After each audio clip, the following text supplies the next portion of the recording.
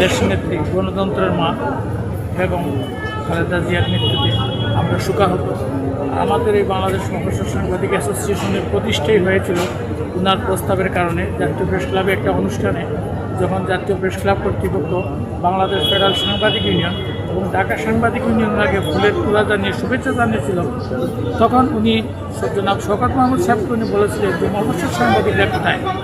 এরপরে জনাব শওকত মাহমুদ সাহেব আমাদেরকে মফস্বল সাংবাদিক সংগঠন গঠন করার জন্য, কমিটি গঠন করার জন্য উনি প্রস্তাব করেন এবং এই কমিটির মাধ্যমে আমরা দেশনেত্রী গণতন্ত্রের মা এবং খালেদা জিয়ার কাছে আমরা গিয়ে ফুলের তোড়া দিই এবং আমরা শুভেচ্ছা জানাই। এর থেকে আমাদের যাত্রা শুরু। আজকে আমাদের এই 25 বছরে আমাদের গণতন্ত্রের মা আমাদের কাছ থেকে চলে গেছেন। উনি আসলে চলে যান নাই, আমাদেরকে যে শিক্ষণ দিয়ে গেছেন, আমাদেরকে যে বার্তাগুলো দিয়ে গেছেন, আমরা সেই বার্তাগুলো কাজে লাগাইতে পারি, তাহলে আমাদের এই সংগঠন, ওনার যে আশা আকাঙ্ক্ষার যে সংগঠন, বাংলাদেশ মফস্বল সাংবাদিক অ্যাসোসিয়েশন, এই সংগঠন যাতে দেশের মানুষের কথা বলে, জনগণের কথা বলে, ওনার যে আশা আকাঙ্ক্ষা তার জন্য প্রতিফলন আজকের এই সুখের দিনে আমাদের সবাইকে আজকের এই সুখ বার্তায় ওনাকে কামনা করতেছি সবাইকে।